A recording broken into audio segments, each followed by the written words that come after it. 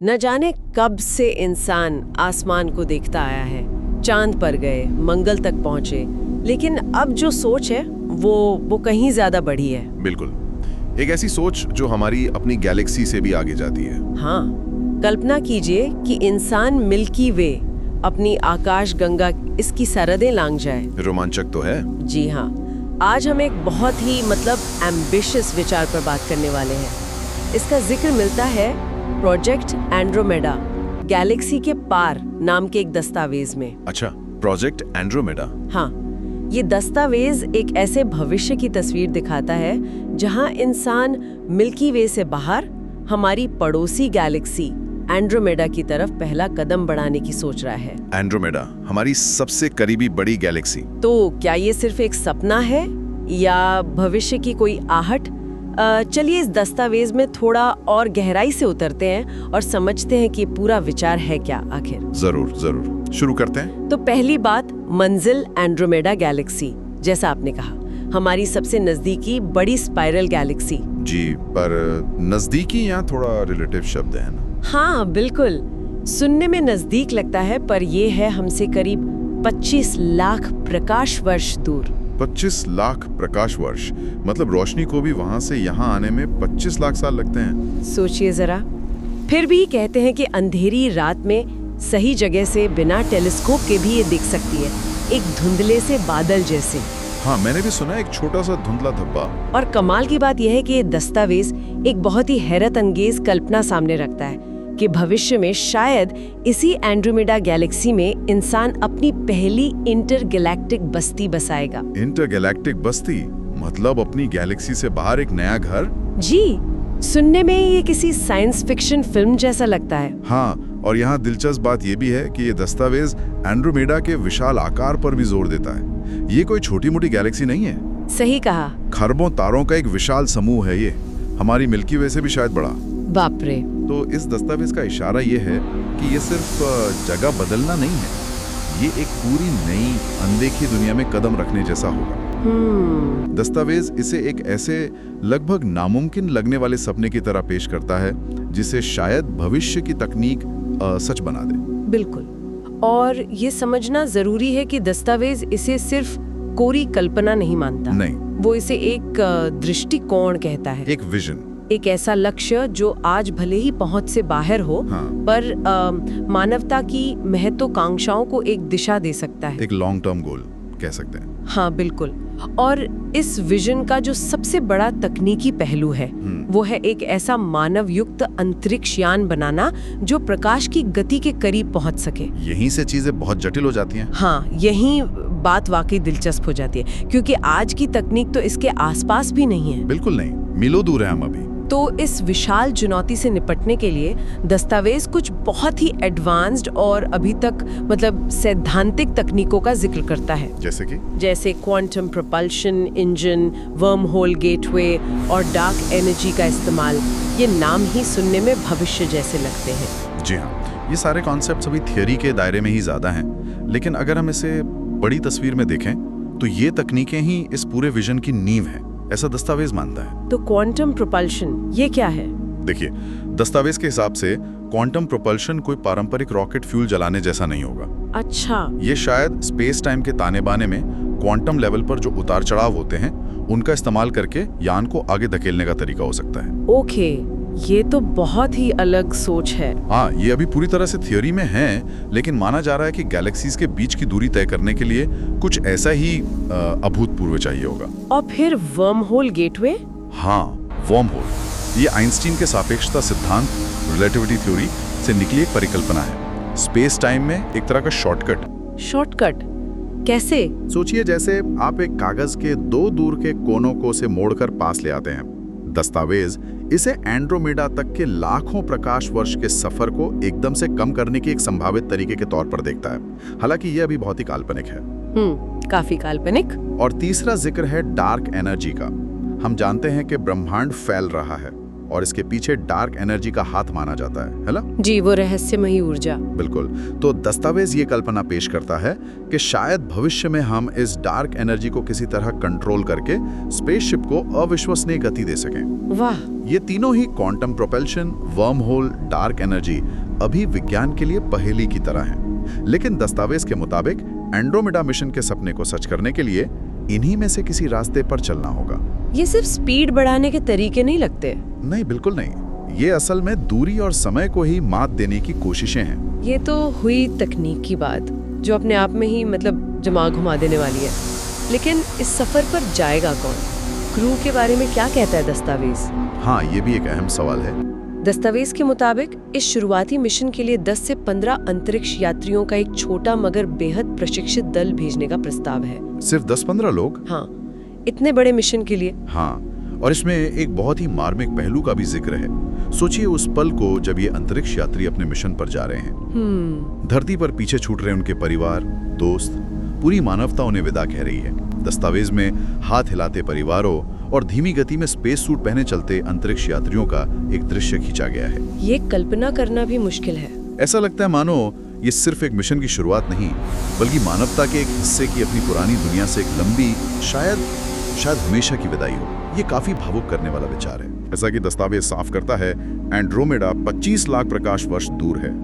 अगर हम मान भी लें कि भविष्य में हम प्रकाश की गति के 99.9% तक पहुंचने वाला यान बना भी लेते हैं, तब भी ये सफर हजारों साल लंबा होगा।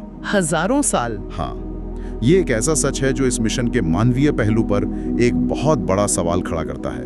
कोई इंसान हजारों साल का सफर कैसे तय करेगा? जिंदा कैसे रहेगा? हाँ, ये वाकई सबसे बड़ा सवाल है।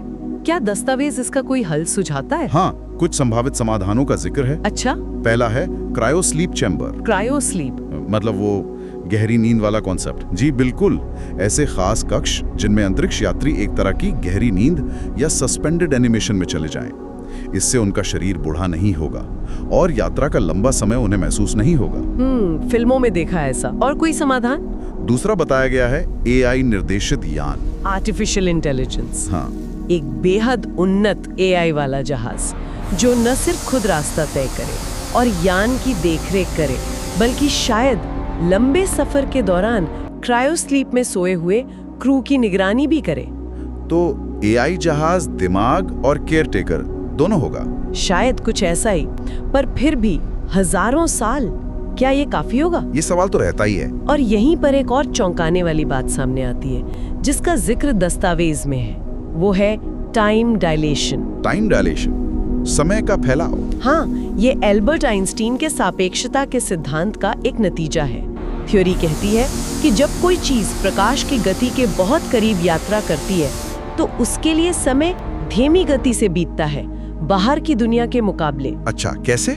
दस्तावेज इसी का हवाला देते हुए कहता है कि हो सकता है कि उन अंतरिक्ष यात्रियों के लिए जो लगभग प्रकाश की गति से जा रहे हैं, इस सफर में सिर्फ 10 या 20 साल ही बीते। सिर्फ 10-20 साल उनके लिए? हाँ, उनके बायोलॉजिकल क्लॉक के हिसाब से। लेकिन जब तक वे एंड्रोमेडा पहुंचेंगे, उनकी छोड़ी हुई पृथ्वी पर हजारों, शायद लाखों साल गुजर चुके होंगे। रुकिए, क्या कहा? उनके लिए सिर्फ कुछ दशक, पर धरती पर हजारों साल? बाप रे! जी हाँ, यही है टाइम डायलेशन का असर। ये तो अपने दोस्तों, परिवार, अपनी पूरी जानी पहचानी दुनिया से हमेशा के लिए बिछड़ जाने जैसा हुआ। बिल्कुल। वो लौट भी आए, अगर लौटना मुमकिन हो भी, तो वो उस धरती को नहीं पाएंगे जिसे छोड़कर गए थे। सही बात है। ये तो सिर्फ एक तकनीकी चुनौती नहीं रही, ये तो मानवीय रिश्तों और पहचान पर ये गहरा सवाल खड़ा कर देती है। क्या दस्तावेज इस भावनात्मक बोझ पर भी कुछ कहता है? दस्तावेज इस पहलू को सीधे तौर पर शायद नहीं छूता, लेकिन टाइम डायलेशन का जिक्र ही इस भारी कीमत की ओर इशारा करता है। ये मिशन एक तरफा यात्रा जैसा हो सकता है। एक तरफा यात्रा? हाँ, कम से कम उस पीढ़ी के लिए जो धरती से रवाना होंगी। वे भविष्य के यात्री बन जाएंगे, पर अपने अतीत से हमेशा के लिए कट जाएंगे। ये इस विजन का सबसे ज्यादा सोचने पर मजबूर करने वाला पहलू है कि आप आगे तो बढ़ रहे हैं, पर अपना घर, अपना वक्त सब पीछे छूट रहा है हमेशा के लिए। बिल्कुल। वाकई ये सोचना भी अजीब है। और इसी संदर्भ में दस्तावेज इस मिशन को सिर्फ एक अंतरिक्ष यात्रा की तरह नहीं देखता। नहीं, वो इसे मानवता के लिए एक नई शुरुआत के रूप में देखता है। जैसे कि हम अपना पुराना घर छोड़कर एक नए अनजान महाद्वीप की ओर जा रहे हो। हाँ, एक नया अध्याय। इस दस्तावेज में उन संभावनाओं का जिक्र है जो इस मिशन से खुल सकती हैं, जैसे हमारी सोच से परे नए तरह के तारों तक पहुंचना, नए ग्रह खोजना। हाँ, ऐसे ग्रहों की खोज करना जो शायद जीवन के लिए सही हो, और कौन जाने शायद किसी दूसरी सभ्यता से संपर्क साधना भी। ये एक बहुत बड़ा शायद है, लेकिन संभावना तो है। ये मानवता के अपने पालने यानी मिल्की वे गैलेक्सी से बाहर निकलकर ब्रह्मांड में अपनी जगह तलाशने जैसा होगा। तो इस सब का मतलब क्या निकलता है? दस्तावेज के नजरिए से देखें तो इसका गहरा अर्थ है मानवता का अपनी गैलेक्सी की सीमाओं को तोड़कर एक इंटरगैलेक्टिक प्रजाति बनने की दिशा में पहला कदम रखना। इंटरगैलेक्टिक प्रजाति? जी, ये सिर्फ विज्ञान और इंजीनियरिंग की परीक्षा नहीं, बल्कि हमारे अस्तित्व के दायरे को ही बढ़ाने की कोशिश है। दस्तावेज में एक बहुत ही काव्यात्मक और कल्पनाशील बिंदु भी उठाया गया है। सोचिए, भविष्य में शायद कोई और किसी दूसरी गैलेक्सी की एलियन सभ्यता अपने किसी डायरी या रिकॉर्ड में लिखेगी। क्या लिखेगी? आज एंड्रोमेडा के नए मेहमान आए हैं, वे पड़ोसी गैलेक्सीज हैं। वाह, ये कल्पना दिखाती है कि ये मिशन सिर्फ तकनीकी उपलब्धि से कहीं बढ़कर है। बिल्कुल, ये पूरी कायनात में मानवता की कहानी में एक नया अध्याय जोड़ने जैसा है। बहुत दूर का सपना? यहीं पर दस्तावेज एक ऐतिहासिक तुलना करता है। अच्छा, किससे? याद कीजिए, एक वक्त था जब चांद पर इंसान के उतरने की बात भी किसी साइंस फिक्शन कहानी जैसी लगती थी। हाँ बिल्कुल, असंभव लगता था। सपना मात्र, लेकिन वो सपना हकीकत बना।